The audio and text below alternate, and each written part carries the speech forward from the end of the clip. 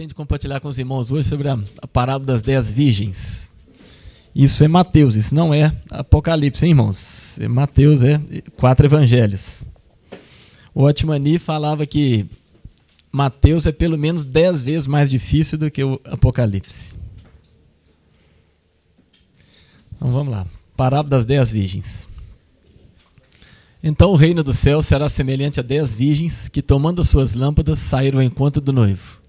5 delas eram insensatas e 5 prudentes. Ora, as insensatas, tomando as lâmpadas, não levaram consigo azeite. As prudentes, porém, levaram azeite em suas vasilhas juntamente com as lâmpadas. E tardando o noivo, cochilaram todas e dormiram.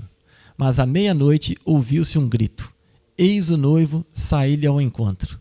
Então todas aquelas virgens se levantaram e prepararam as suas lâmpadas. E as insensatas disseram às prudentes: dai-nos do vosso azeite, porque as nossas lâmpadas estão se apagando. Mas as prudentes responderam: não, pois de certo não chegaria para nós e para vós. Ide antes aos que o vendem e comprai-o para vós. E tendo elas ido comprá-lo, chegou o noivo, e as que estavam preparadas entraram com ele para as bodas, e fechou-se a porta. Depois vieram também as outras virgens e disseram: Senhor, Senhor, abre-nos a porta. Ele, porém, respondeu: em verdade vos digo, não vos conheço. Vigiai, pois, porque não sabeis nem o dia, nem a hora. Senhor, mais uma vez nós pedimos toda a clareza do Senhor para revelar a Tua palavra. Deus, que a palavra possa interpretar a palavra, Senhor. No nome de Jesus Cristo, nós precisamos da ajuda do Senhor. Abre o nosso entendimento, Senhor, no nome de Jesus. Amém. Irmãos, como que começa essa parábola? Então, o reino dos céus será semelhante a 10 virgens, que tomando as suas lâmpadas saíram ao encontro do noivo. Então já começa falando o reino dos céus. Onde vocês encontram essa expressão reino dos céus na Bíblia? Só no livro de Mateus. Nenhum outro livro fala reino dos céus. Vocês podem encontrar reino de Deus, mas reino dos céus, só Mateus traz essa expressão. Quem tiver computador, procura aí reino dos céus, só Mateus é que vai. E tem uma diferença, reino dos céus, reino de Deus, e não vamos entrar nisso aqui agora. Eu pesquisei na Bíblia, o que é lâmpada? Tomando as suas lâmpadas. O que é lâmpada na Bíblia? Primeiro, então, o contexto é aqui, quando estiver aqui no reino, e ele, então, essas virgens então tomaram as suas lâmpadas, saíram ao encontro do noivo. Lâmpada, Provérbios 20 e 27 define o que é lâmpada. O espírito do homem é a lâmpada do Senhor, a qual esquadrinha todo o mais íntimo do coração. Isso é lâmpada, é o espírito do homem. Onde que Deus é espírito? Onde que Deus habita em nós? No nosso espírito. Então, a lâmpada é o espírito do homem. 5 delas eram insensatas e 5 eram prudentes. Quem estiver acompanhando a sua Bíblia, às vezes vai encontrar 5 eram nécias, né? Ou a mesma coisa que insensatas. Qual que é a diferença entre as 5 nécias e as 5 prudentes? As insensatas, tomando as lâmpadas, não levaram azeite consigo. As prudentes, porém, levaram azeite em suas vasilhas, juntamente com as lâmpadas. Essa é a diferença. 5 tinham azeite, levaram consigo, e 5 não levaram. Esse é o tema da parábola. É o casamento do noivo com a noiva. Quem vai entrar e quem vai ficar de fora. Quem são essas 10 virgens? O Senhor jamais chama, não tem nenhuma passagem na Bíblia que o Senhor chama ímpio de virgem. Quem não adora o Senhor, quem adora outros ídolos, quem trai o Senhor com outro, é prostituta. O Senhor chama de prostituta e não de virgem. Se é virgem, é a igreja. E o que é o azeite? O azeite, óleo, é a presença do Espírito Santo. E tem a ver com o tema da parábola, né? Que é a obra que o Espírito Santo faz no nosso coração para preparar-nos para o noivo. Quem que está adornando a noiva para apresentar para Ele mesmo? O Espírito Santo. Ele mesmo é que nos adorna para preparar para Ele mesmo. Aquele que começou a boa obra em nós, Ele é fiel e justo para completar até o dia de Cristo.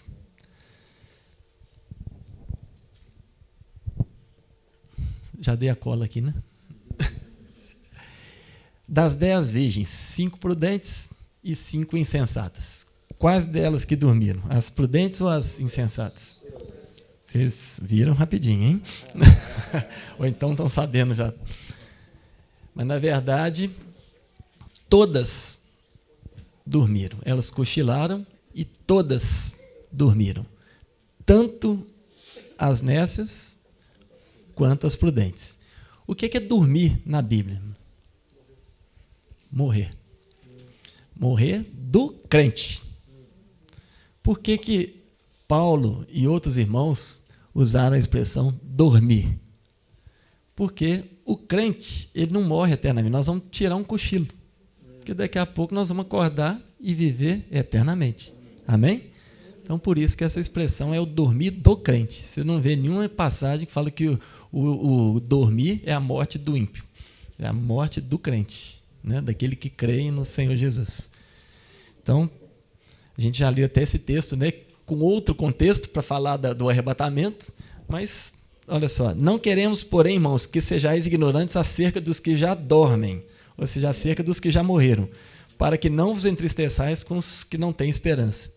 Porque se cremos que Jesus morreu e ressurgiu, assim também aos que dormem, ou aos que morreram, Deus, mediante Jesus, os tornará a trazer juntamente com Ele. Está claro o contexto aí? Que dormir é morrer? Deus, mediante Jesus, os tornará a trazer com Ele. Dizemos-vos, pois, isto pela palavra do Senhor, que nós, os que ficarmos vivos para a vinda do Senhor, de modo algum precederemos os que já dormem, os que morreram. Porque o Senhor mesmo descerá do céu com grande brado, a voz do arcanjo, ao som do trombete de Deus, e os que morreram em Cristo ressuscitarão primeiro. Então, dormir é morrer, né, no Novo Testamento. Isso aqui é só uma revisão rápida. Qual trombeta será essa, né? A gente já viu que, quando a gente foi lá para 1 Coríntios, a gente viu que essa é a última trombeta, né? A gente já compartilhou sobre isso. Porque Tessalonicenses não fala qual trombeta que é, mas quando a gente vai para Coríntios, o texto é o mesmo. E, eis aqui vos digo um mistério, nem todos dormiremos, mas todos seremos transformados, ou seja, seremos arrebatados. Num momento, num abrir e fechar de olhos, ao som da última trombeta, porque a trombeta soará e os mortos serão ressuscitados incorruptíveis e nós seremos transformados. A gente já viu isso aqui, os vivos, uma revisão rápida, os vivos irão para onde? Para as nuvens, lembram?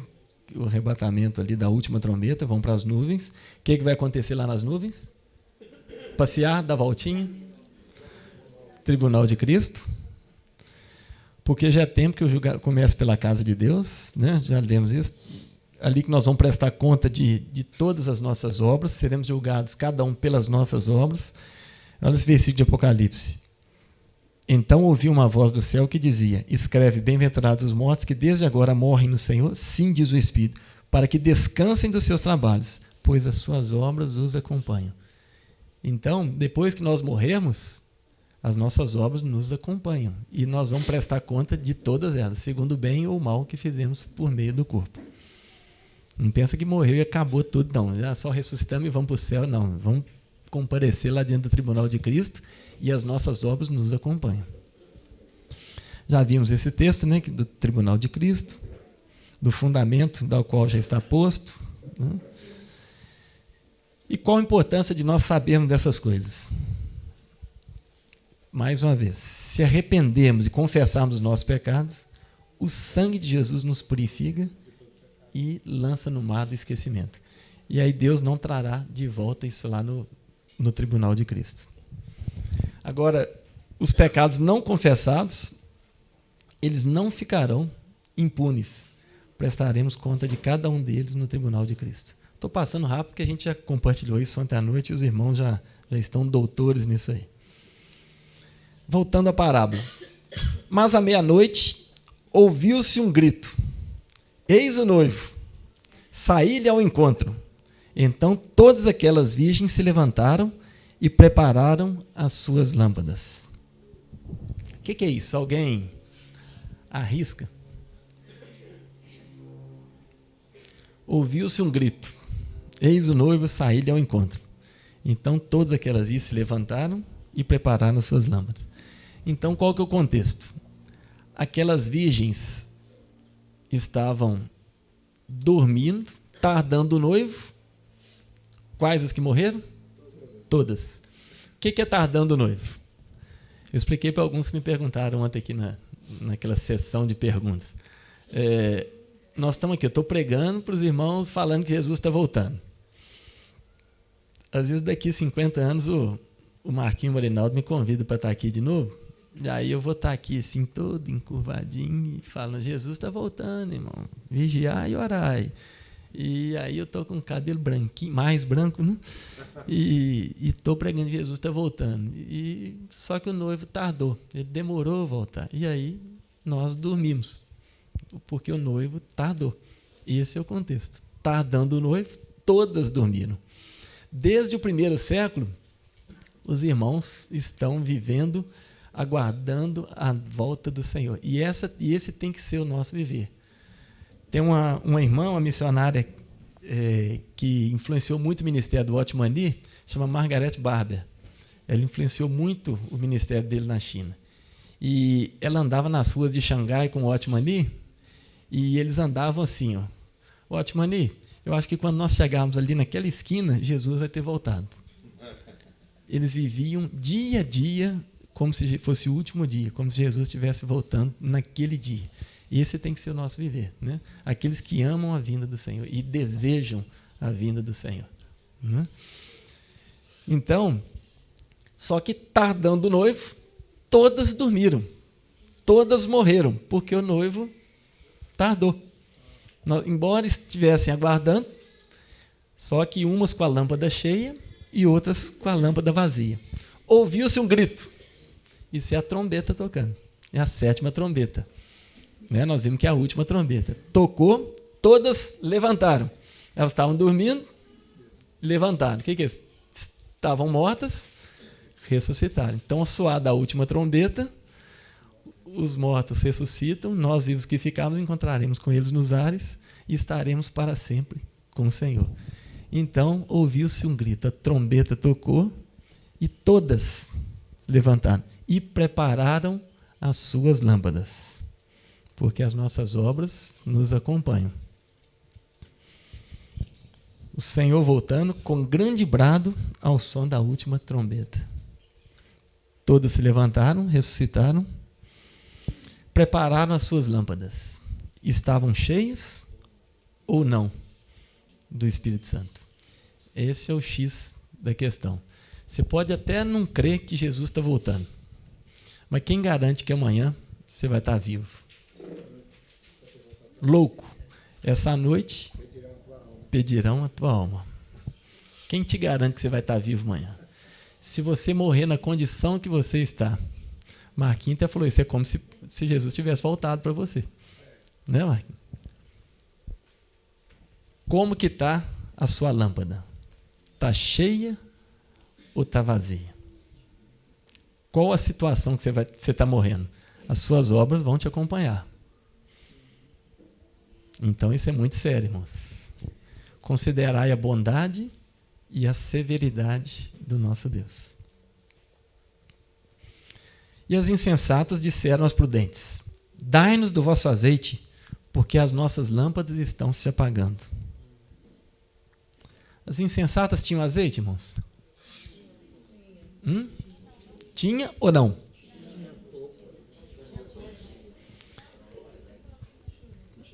Não levaram consigo, né? Você vê que as prudentes levaram as lâmpadas e as vasilhas junto com a lâmpada. Se não tivesse azeite,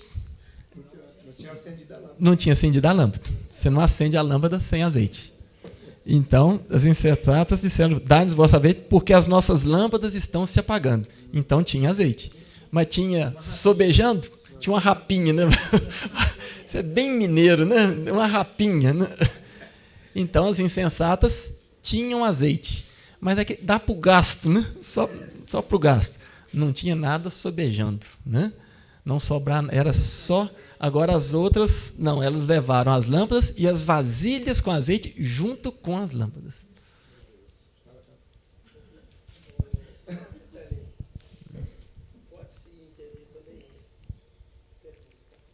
Uhum.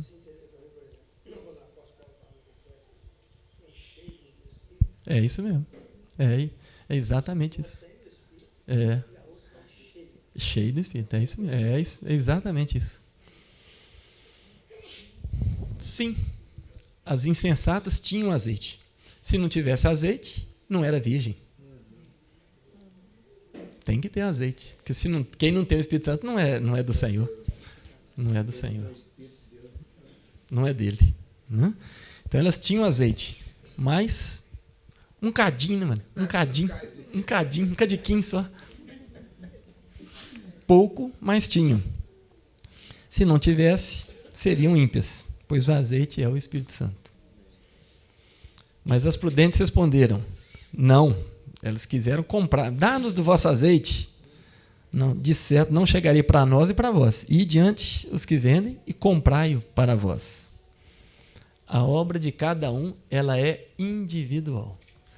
Você responde pelos seus atos. Você não responde pelos outros. Você responde pelos seus atos.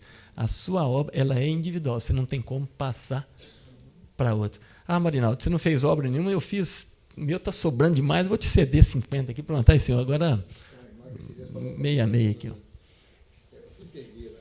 Ah, Marinaldo, lá no céu vai estar perto de você, porque eu quero pegar um pouquinho do seu galardão.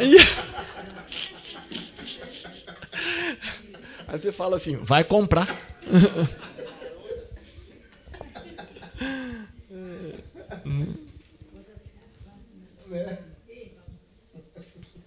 Irmãos, está dando para acompanhar aí? E tendo elas ido comprá-lo, chegou o noivo e as que estavam preparadas entraram com ele para as bodas e fechou-se a porta. O tempo de comprar, irmãos, é agora. Depois não tem jeito mais não. Ah, ressuscitou. Ah, agora eu quero. Não tem jeito mais não. Tenho de comprar agora. A porta agora está fechada. Você quer comprar? Compra agora. Galardão não é por graça. Amém, mano? Galardão você tem que comprar. O Senhor vai dar segundo aquilo que você fez. É como se fosse salário. Ele está pagando por aquilo que você faz. É a recompensa. Apocalipse 3,18. Aconselho-te que de mim compres ouro refinado no fogo para que te enriqueças, e vestes brancas para que te vistas, e não seja manifesta a vergonha da tua nudez, e colírio a fim de ungires os teus olhos para que vejas. Tem uma passagem também lá das bodas, que entrou um lá e não tinha vestes nupciais. E ele foi botado, como que você entra aqui sem vestes nupciais? Sem essas vestes brancas, que o Senhor manda a gente comprar. Precisamos comprar ouro e vestes brancas. O que são essas vestes brancas? Regozijemo-nos e exultemos e demos-lhe a glória, porque são chegadas as bodas do Cordeiro, casamento, e já sua noiva se preparou, e foi-lhe permitido vestir-se de linho fino, resplandecente e puro. Vestir-se de linho fino, resplandecente e puro. Pois o linho fino são as obras justas dos santos. Então é o que você faz. Isso são as vestes. E disse-me, escreve, bem-aventurados aqueles que são chamados à ceia das bodas do Cordeiro. Disse-me ainda, estas são as verdadeiras palavras de Deus. Depois vieram também as outras virgens e disseram, Senhor, Senhor, abre-nos a porta. Ele, porém, respondeu, em verdade vos digo, não vos conheço. Estava compartilhando com alguns irmãos ontem, esse não vos conheço é como José falou para Maria ali, né? José falou na palavra, fala em Mateus 1:25. E José não conheceu Maria até que ela desse à luz a Jesus.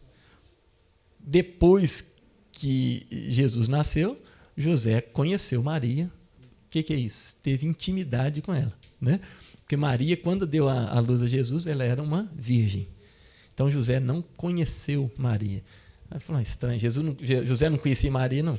Conhecia, só não tinha intimidade com ela. Então esse conhecer é intimidade. Vigiai, pois, porque não sabeis nem o dia, nem a hora.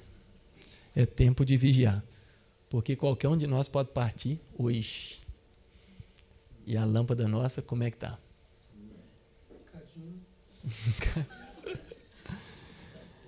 Então, as prudentes, a porta foi aberta. Para as insensatas, a porta foi fechada.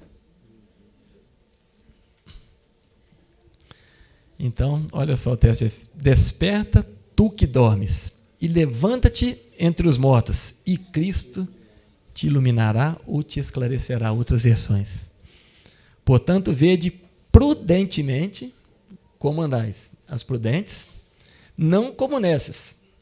Com certeza, Paulo tinha essa parada das 10 virgens em mente quando ele escreveu isso. Vede prudentemente como andais, ou seja, ande como virgem prudente. Não como as nécias, mas como sábios. Remindo o tempo, porquanto os dias são maus, pelo que não sejais insensatos, as virgens insensatas, ou as nécias, né? Mas entendei qual seja a vontade do Senhor. E não vos embriagueis com vinho, no qual há contenda, mas enchei-vos do Espírito. O irmão já adiantou para nós. Né? Enchei-vos do Espírito. Esse é o segredo de ter uma vida de virgem prudente. Enchei-vos do Espírito. Oração, palavra, comunhão, jejum. Esse tem que ser o desejo nosso. Eu sou do meu amado e o meu amado é meu.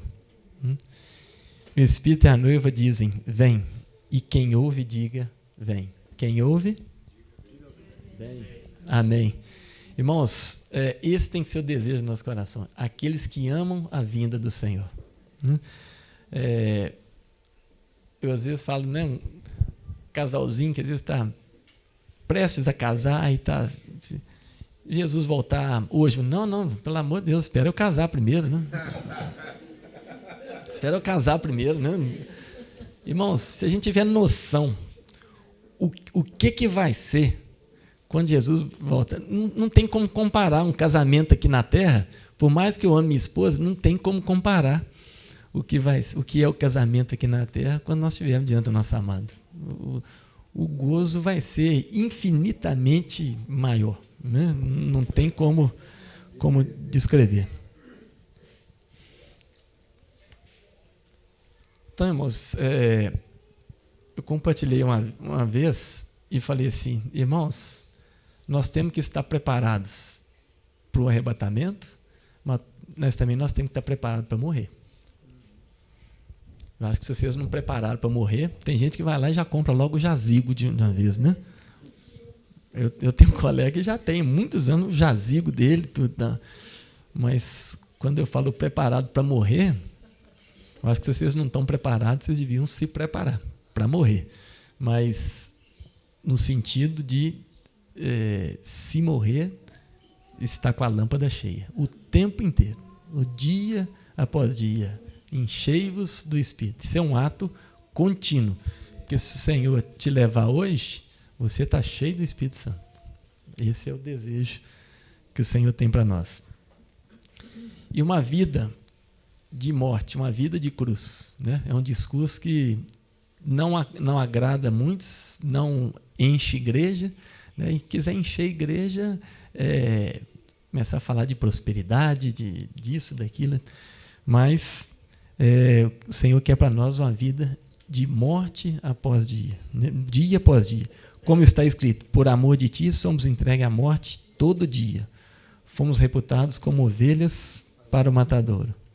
trazendo sempre no corpo o morrer de Jesus, para que também a vida de Jesus se manifeste em nossos corpos. Pois nós que vivemos estamos sempre entregues à morte por amor de Jesus, para que também a vida dele se manifeste em nossa carne mortal.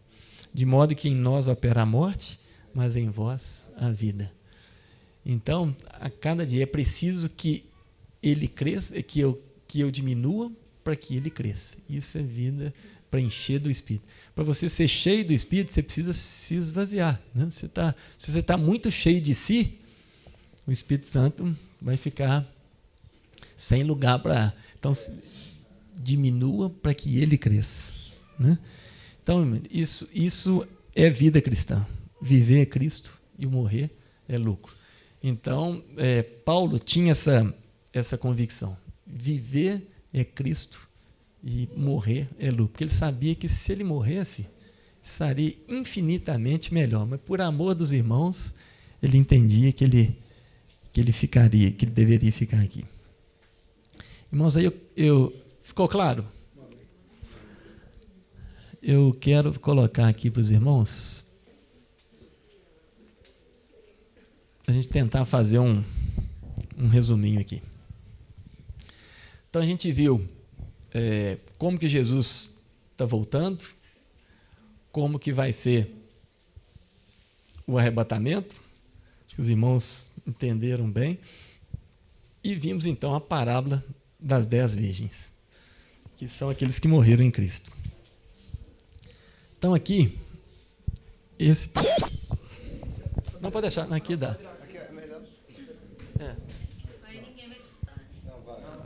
Está me ouvindo bem? Ok. Vocês estão vendo esse período aqui? Ó? Daqui até aqui?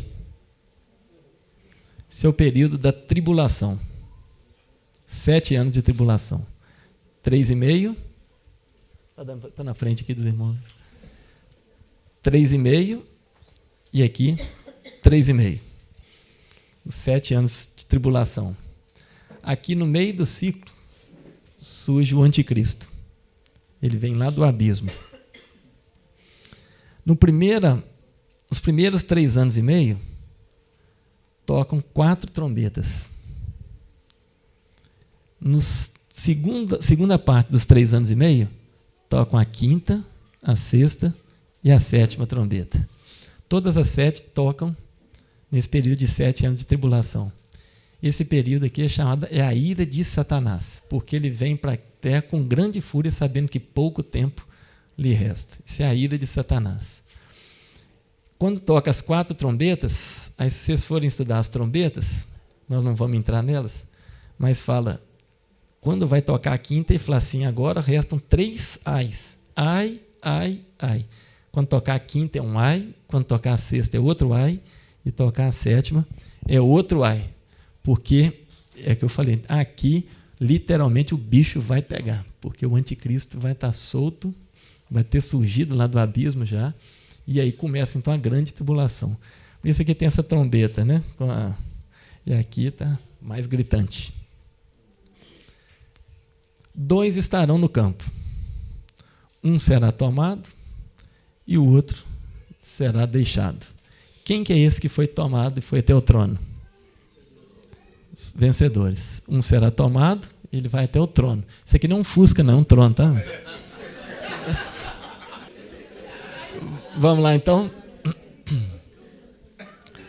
2 estarão no campo, um será tomado, paralambano, né? É arrebatado para si, ele vai até o trono. E esses são os vencedores, são as primícias que a gente viu em Apocalipse 14, e é o filho varão que a gente viu de Apocalipse 12. Né? Então, acho que não tem dúvida nisso aqui, que o filho varão, a gente viu claramente que não é Jesus, né? Porque aquilo tudo ainda vai acontecer, não aconteceu ainda. Então, ele vai até o trono. E o outro será deixado. Quem que é esse que vai ser deixado?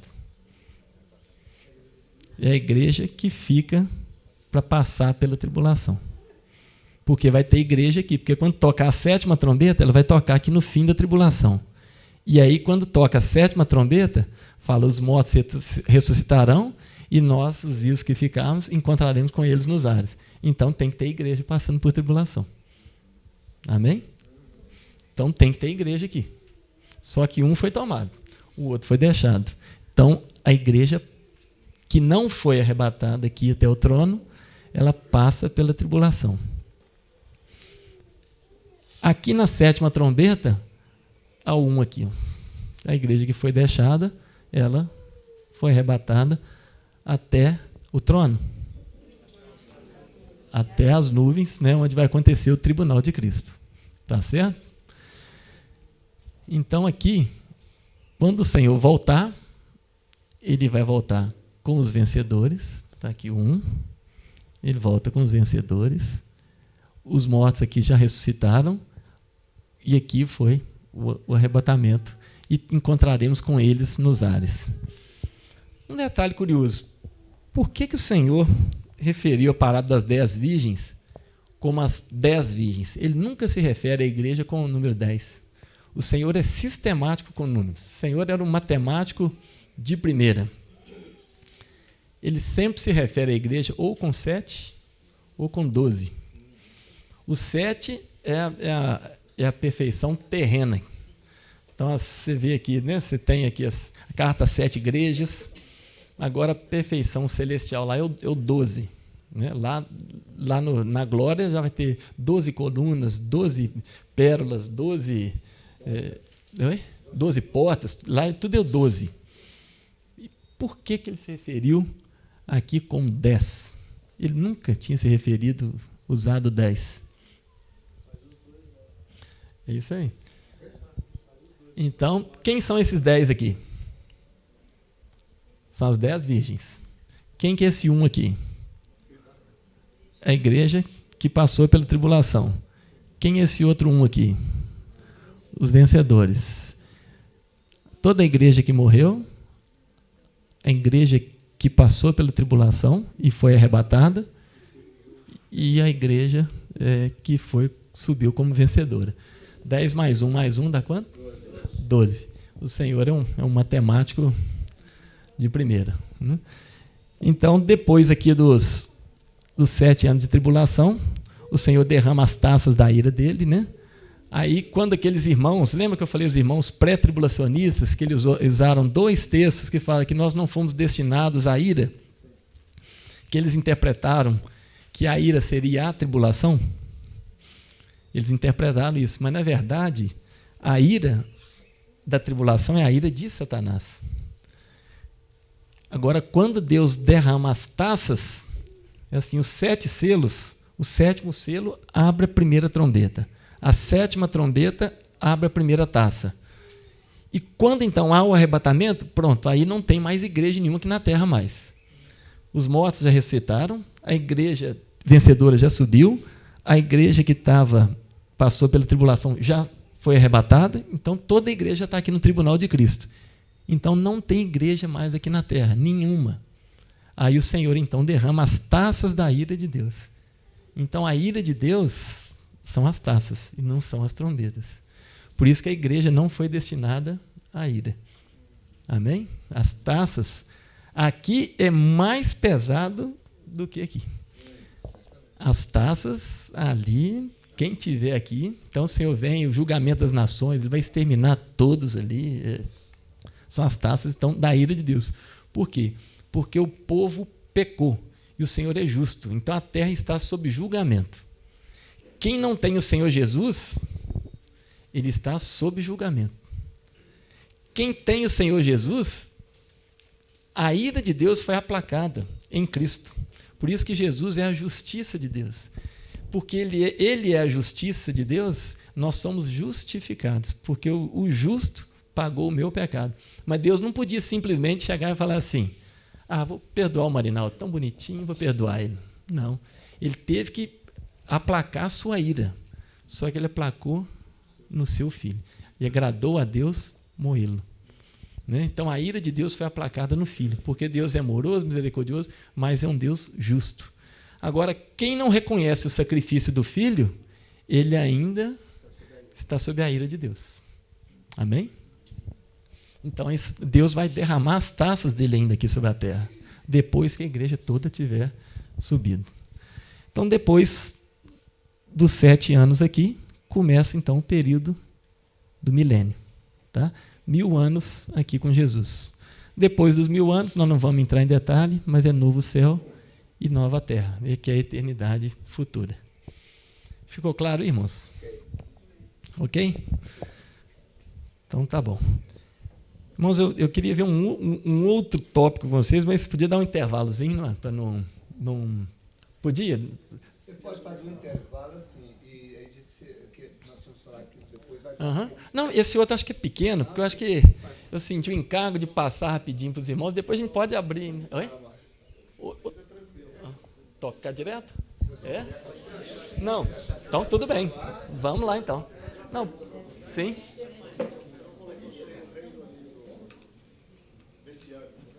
Isso. Aqui é o seguinte. Aqui no reino milenar, porque aqui tem 2 compartimentos no reino milenar. Esse reino messiânico, que é o reino terreno, que quando a gente lê lá em Mateus 13, fala que é o reino do Filho, que é o reino messiânico, que Jesus vai estar reinando aqui na terra, e nós reinando com ele, nós os vencedores, né? Reinando sobre os judeus e sobre as nações que estiverem aqui na terra, com corpo carnal. Com corpo carnal. Então a terra vai voltar a ficar super populosa, super povoada. Então vai ter muita gente com corpo carnal. Vai voltar a ter longevidade. Né? O menino vai ser considerado de 100 anos, considerado menino. Então, e vai ter um compartimento celestial, que é a igreja, que ela vai estar reinando com o corpo glorificado, semelhante ao que Jesus fez. Quando Jesus teve o seu corpo glorificado, ele andou aqui na terra com o corpo glorificado. Né? Ele estava andando com os discípulos dele ali no caminho de Emaús, e os discípulos nem conheceram ele. Jesus conversando com ele, quando Jesus cansou de falar de Moisés com ele, mestre, aí que eles foram atinar que era Jesus. Mas Jesus estava com o corpo glorificado, andando aqui na terra. Tem fome? Come.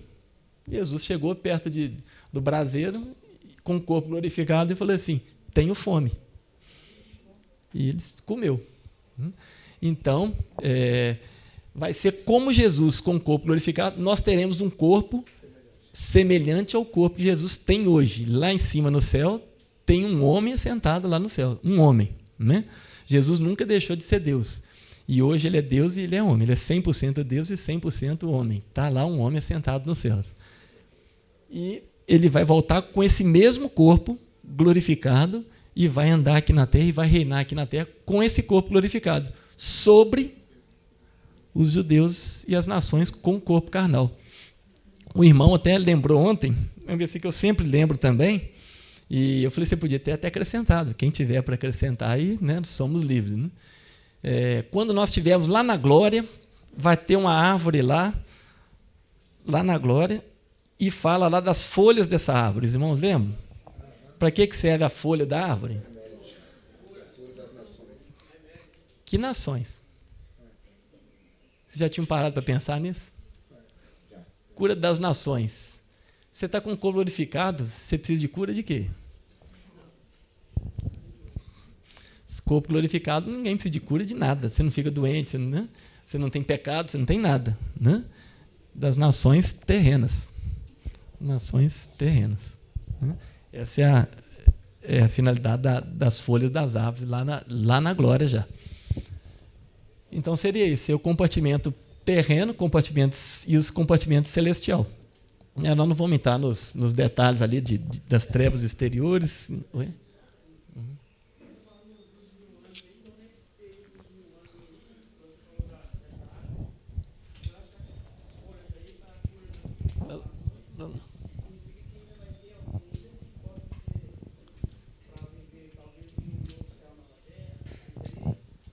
A Bíblia não fala. Né? Por exemplo, o que vai acontecer? Por isso que eu não falo, porque a Bíblia não fala. Né? Mas o que vai acontecer com os judeus que vão estar aqui com o corpo carnal depois dos 1000 anos? só fala que o Senhor vai construir novo céu e nova terra.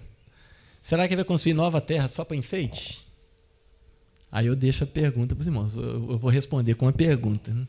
Eu não sei, porque a Bíblia não fala. Mas eu só posso falar que ele vai construir novo céu e nova terra. Oi? Exatamente. Então tá. Irmãos, vocês me toleram só mais um pouquinho, que eu sinto de passar isso aqui.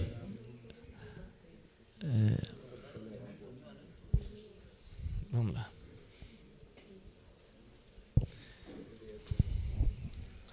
Só para a gente falar rapidinho dos 7 selos do Apocalipse.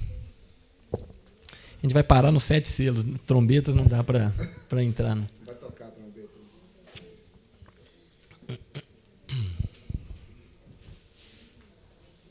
Figura bonita, né? Vai fazer um quadro, parede. Isso é... Quando eu falei uma vez com o irmão da irmãzinha, da menininha lá, que falou, tudo que vem de terror vem lá dos livros do Apocalipse. Né? Então, muitos vão ler livro de Apocalipse, e essa é a ideia que tem do livro de Apocalipse. Essas coisas aí. Mas, como eu falei, Apocalipse é revelação de Jesus Cristo, que Deus deu a João. Né? Isso é Apocalipse.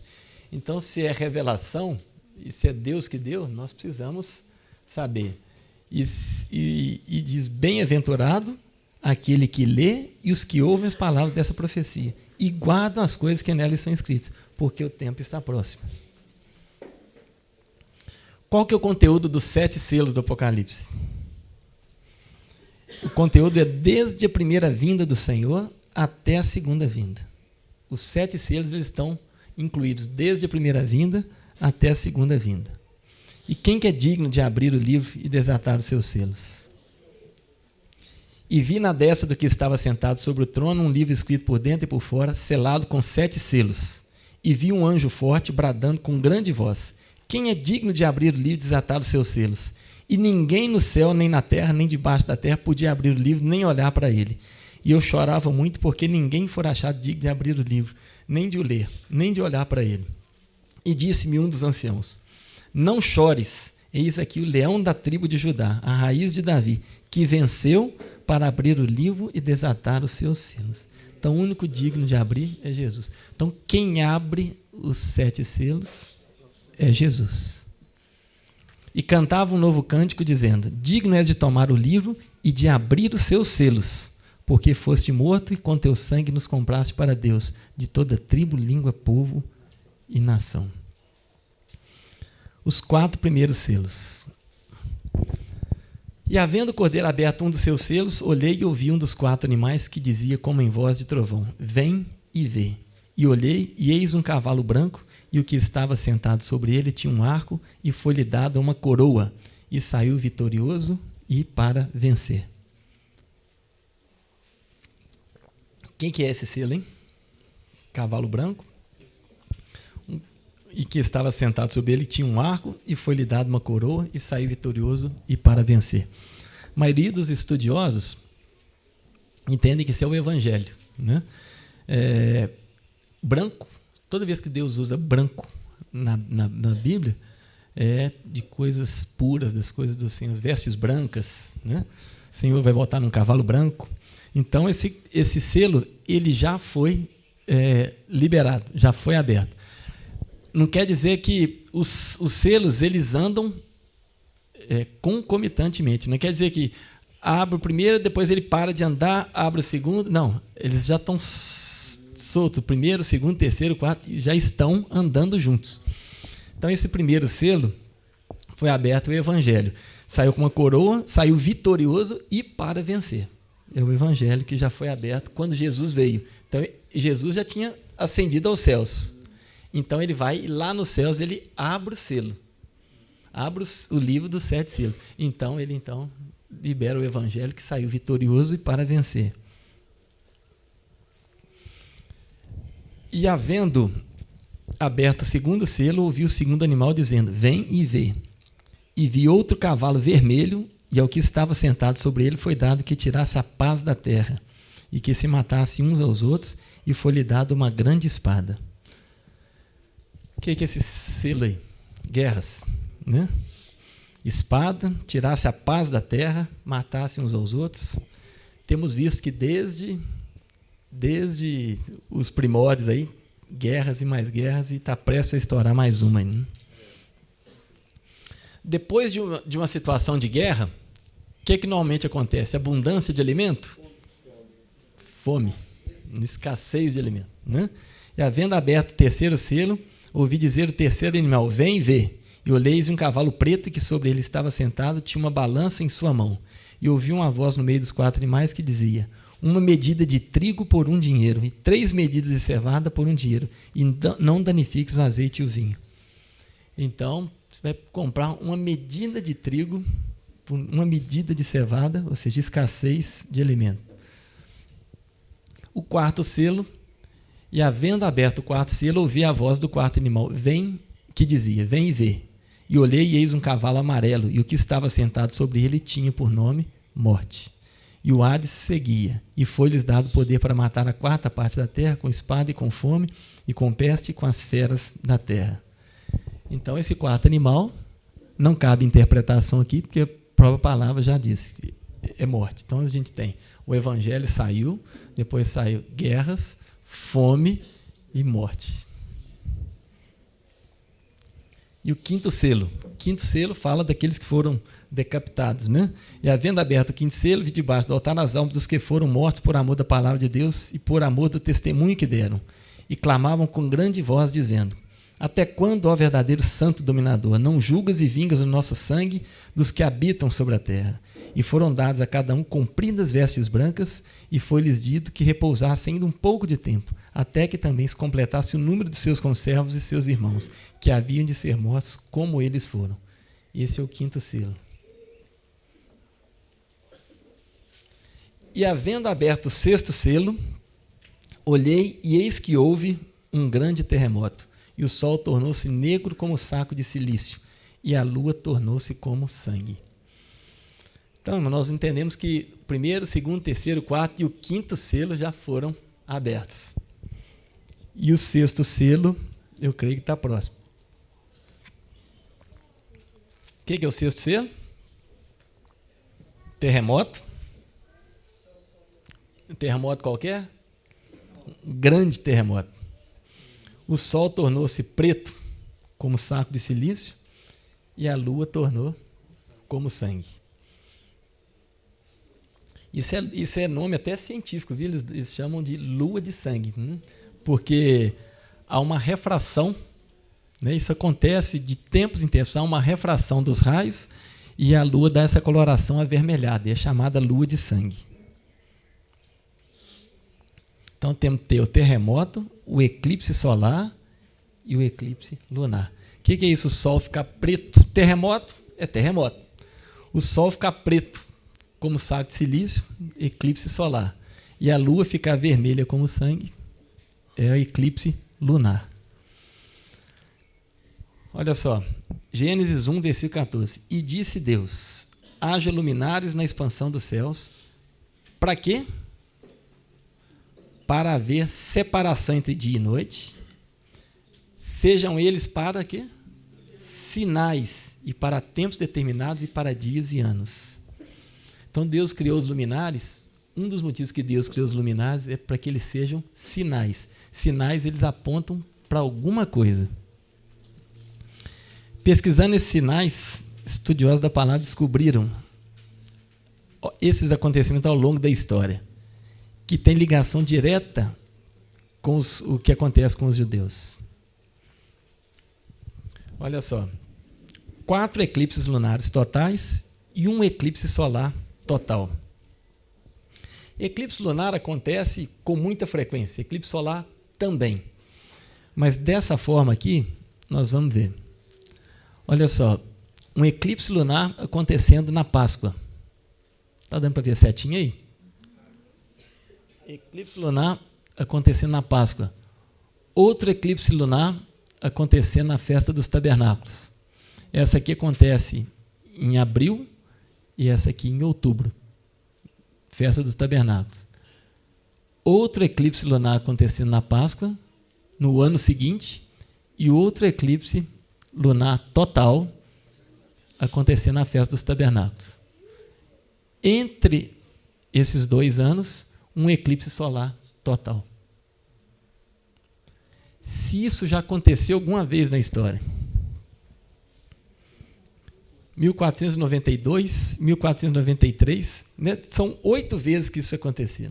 São 4 no primeiro ciclo, nós não vamos falar, senão vai estender muito.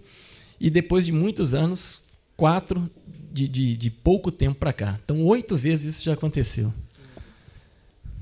7, na verdade, né? A outra está acontecendo. Né? 1492, 1493.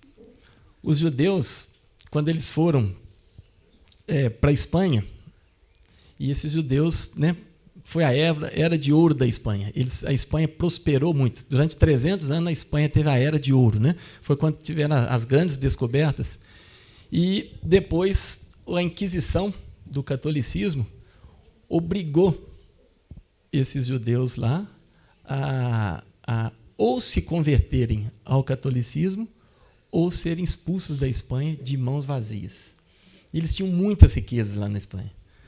Então, eles foram obrigados ou se convertiam ao catolicismo ou eram expulsos da Espanha. Então, esses judeus foram expulsos e ali eles foram para a Holanda. E da Holanda, depois, quando eles vieram, né, as navegações, as descobertas e tal, a gente não vai entrar muito em detalhes, isso é coisa da história. Sei que quando eles chegaram no Brasil, em Recife, vieram os portugueses ali em Recife, expulsaram os judeus, eles eram julgados de um lado para o outro, expulsaram os judeus dali. E numa das embarcações, quando eles estavam voltando, uma das embarcações se perdeu e foi parar numa ilha. Né? E parece que eles compraram essa ilha por $24. E essa ilha... $24, né? E essa ilha é uma ilha sem importância nenhuma, simplesmente é Manhattan, né? Nova York. Não é uma ilhazinha assim, sem importância nenhuma, né? Econômica nenhuma. Né? E eles chamaram inicialmente de New Amsterdã. Né? Então, usa-se muito isso. Né? Por exemplo, York é uma cidade da Inglaterra. Quando os ingleses colonizaram os Estados Unidos, botaram o nome de New York. Né? Nós temos Jerusalém e vamos ter a Nova Jerusalém. Então, Amsterdã botado depois ficou conhecido como Manhattan. Então, isso foi um fato muito importante na vida dos judeus.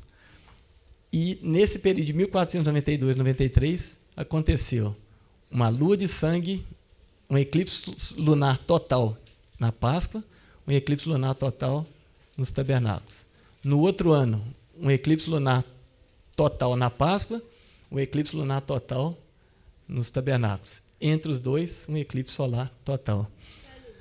Sempre tem esse padrão sucessivo? Sim. 92, 93? Isso. Sempre. 1949, 1950. Outro eclipse lunar total na Páscoa, outro eclipse lunar total nos tabernáculos. 1950, outro eclipse lunar total na Páscoa, outro eclipse lunar total nos tabernáculos. Entre os dois, um eclipse solar total. 1967, 68. E o que aconteceu nessa época? 48, a nação de Israel voltou a se tornar nação. É interessante colocar, porque nem todo mundo sabe, mas que Israel estava disperso. Disperso, né? Em todas as nações não tinha pátria. Não tinha pátria. Desde que lá a diáspora, né, que a nação de Israel foi espalhada pelo mundo inteiro. Você tem Israel na China, na Etiópia, para tudo quanto é lado. Israel ficou dispersa pelo mundo inteiro, na Rússia.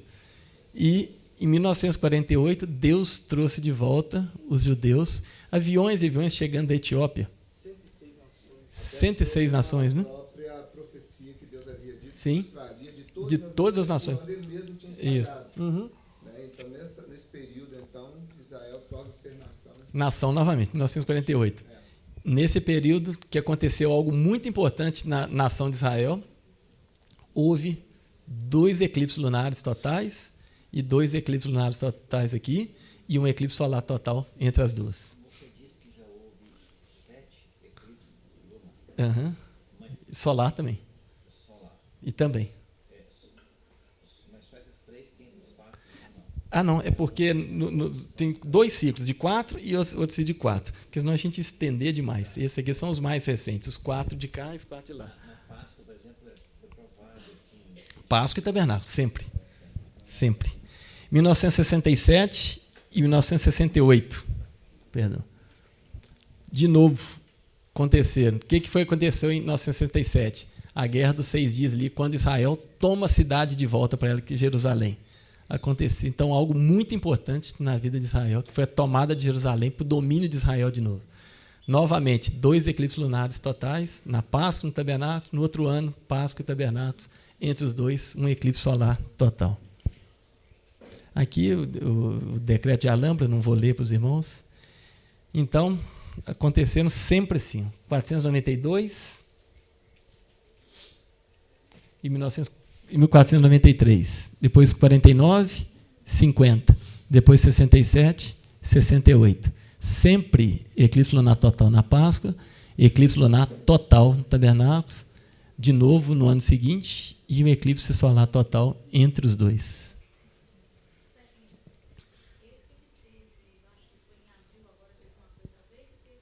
Nós vamos ver. E qual a importância, então, desses sinais? A gente viu que os luminares foram dados por Deus como sinais, né?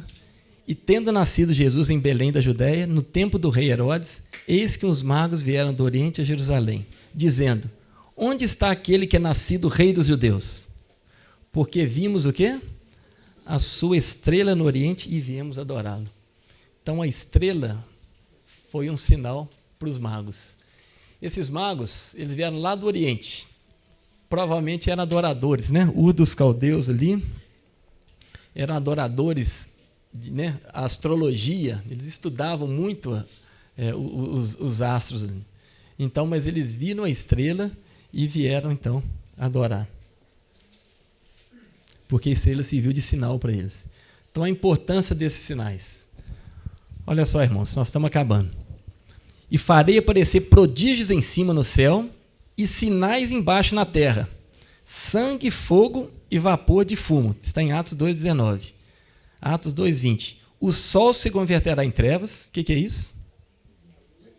Eclipse solar. E a lua em sangue. Então, olha só. O sol se converterá em trevas e a lua em sangue, antes de chegar o grande e glorioso dia do Senhor. Então, a Bíblia está falando que antes do glorioso dia do Senhor, vai acontecer isso. Vai acontecer isso. Vai ter um eclipse solar e vai ter um eclipse lunar. E acontecerá que todo aquele que invocar o nome do Senhor será salvo. Pegaram isso aqui? O sol se converterá em trevas e a lua em sangue, antes de chegar o grande e glorioso dia do Senhor. Então, esses sinais, eles apontam para a volta de Jesus. E o que Israel tem a ver com a volta de Jesus? Lucas 1, 25. E haverá sinais no sol e na lua. De novo. Haverá sinais no sol e na lua e nas estrelas. E na terra, angústia das nações, em perplexidade pelo bramido do mar e das ondas. Homens desmaiando de terror na expectação das coisas que sobrevirão ao mundo, porquanto as virtudes do céu serão abaladas.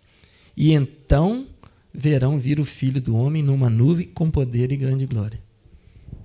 Está vendo? Esse E aqui, ó.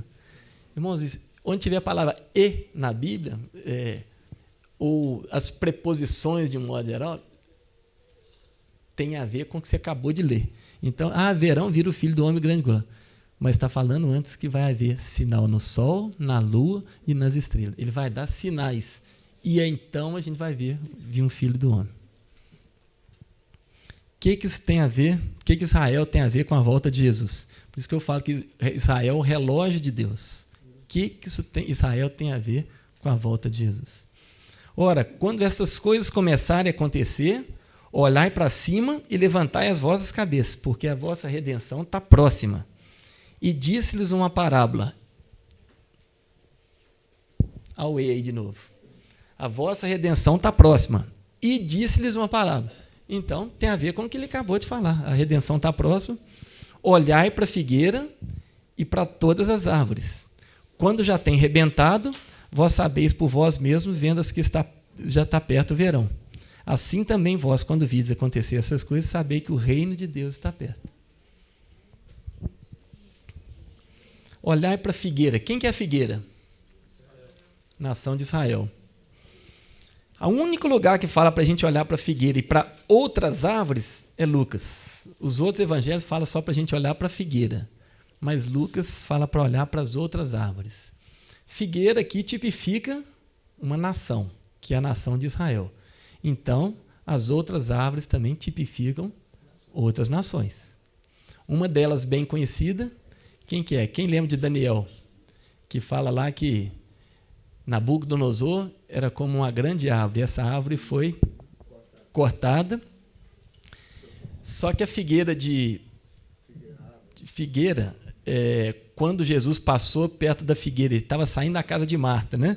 Passou ali, ele viu a figueira, teve fome, mas não tinha fruto. Aí ele amaldiçoou aquela figueira e ela secou até a raiz. Então, uma árvore, quando seca até a raiz, ela está morta. Ela só volta a viver se for por um milagre. Não é mesmo? Então, a figueira secou até a raiz. E a figueira brotou de novo. A figueira está aí. Então, mostra que a figueira brotou de novo por um milagre. Né? É interessante falar, porque até nessa dispersão de Israel, né, que foi inexistente naquela terra, pode ser essa secada essa raiz. Secada a raiz. A nação desapareceu do mapa. E depois, 48 é que o Senhor começa a soprar de novo. por um milagre. Por um milagre e ela volta a ter vida. Volta a ter vida. Só que a outra árvore que a gente viu lá de Nabucodonosor, ela não secou até a raiz, ela foi cortada, mas o toco ficou. Então a nação da Babilônia ela vai ressurgir, não é por um milagre, mas é porque está escrito que ela vai ressurgir, mas não é por um milagre, porque ela não secou até a raiz, ela foi cortada, mas ela vai voltar a brotar. O Marquinhos falou ontem da Babilônia. Se vocês continuassem lendo Apocalipse 18, que ele leu ontem, vocês vão ver que a Babilônia literal também, ele falou do aspecto espiritual da Babilônia, que pega Apocalipse 17, que é a Babilônia espiritual, e parte do 18 que ele deu. Mas se vocês continuarem lendo Apocalipse 18, vocês vão ver o ressurgimento da Babilônia literal, Babilônia cidade. Onde que é a Babilônia? Alguém sabe? Babilônia hoje é o Iraque. Né? E capital do Iraque, Bagdá. Se vocês pegarem Bagdá hoje e quiser, eu posso até financiar uma passagem para vocês ir para o Iraque. Só de ida. Quem quiser ir lá conhecer. Então, vocês pegarem Bagdá hoje e descerem 90 milhas ao sul de Bagdá, nós vamos chegar. Então, dessas árvores aqui, a gente já falou da Babilônia, tem outras árvores, né? Se nós descermos hoje 90 milhas ao sul de Bagdá, você já vai cair aí, ó, a Babilônia sendo reconstruída. Visitantes caminham na entrada que leva ao sul do palácio restaurado por Saddam Hussein, na Babilônia. Imagem retrata de Marduk, que é o deus da Babilônia. Portal reconstruído em 1950, depois de anos de desgaste e de negligência. Helicóptero sobrevoa a reconstrução de 1950 da porta Ishtar, na Babilônia. Então, olha para a figueira e para as outras árvores. A figueira, nação de Israel já voltou, a cidade de Israel, de Jerusalém, já voltou. As outras árvores, Babilônia, já está aí. Está perto ou não está, irmãos? Então, voltando aos sinais, de 2 eclipses lunares, um na Páscoa e no Tabernáculo, no outro ano, 2 eclipses lunares totais na Páscoa e no Tabernáculo, e um eclipse solar total entre os dois. Qual que é a previsão desses sinais voltarem a acontecer? Aí já não é previsão mais, porque já aconteceu uma vez, agora em abril de 2014. Quem quiser, isso aqui é foto da NASA. Foto não, é figura da NASA. Entra lá no site da NASA, que eu tirei isso da NASA. Pode entrar lá que vocês vão tirar isso aí. Se quiser ver todos os eclipses que vão acontecer, que já aconteceram, tem tudo isso lá no site da NASA. Então aqui, ó, 15 de abril, Manhuaçu nós não vimos, porque choveu e atrapalhou. Então nós não conseguimos ver. Esse eclipse solar foi dia 15 de abril de 2014. E nós vamos ter outro no dia 8 de outubro de 2014. A NASA traz até a hora certinho, os minutos. Eu vi online, eu vi. Então, o pessoal do Sul, que fez, acho que de Curitiba, né? Tinha outros de outros lugares, outro lá do Nordeste, eu vi também online. Então, em 2014, já aconteceu uma que foi em abril, na Páscoa, e vai acontecer outro na Páscoa também. Oi? Tá, eclipse lunar, né? Total na Festa dos Tabernáculos. E agora, em 2015, vai acontecer dia 4 de abril de 2015, na Páscoa, e outra, 28 de setembro de 2015, na Festa dos Tabernáculos. Vai acontecer outra. Então, isso vai acontecer novamente agora em 2014. Já aconteceu um e vai acontecer em 2015. E entre os dois, um eclipse solar, dia 20 de março de 2015. Eclipse solar total. Então, para falarmos que o sexto selo foi aberto, não basta falar que tem o eclipse solar e o eclipse lunar. Tem que ter o grande terremoto também. Então, se surgir um grande terremoto aí nós podemos falar que o sexto selo foi aberto. Vou chegar. Depois de 2015, só daqui 500 anos novamente. Se não for agora, só daqui a 500 anos que isso aí vai acontecer de novo. Depois, aconselho os irmãos a entrar lá no site da NASA. Vocês vão tirar suas conclusões. Vamos parar por aqui, que nós vamos entrar nas trombetas, não dá tempo. Trombetas é mais demorado. Irmãos, acho que era isso aí, né, que tinha o encargo para compartilhar com os irmãos. Obrigado aí por ter me aturado aí, né? Vai aturado, nós estamos aí para responder aí. me deixarei gastar e ser gasto, por amor aos irmãos.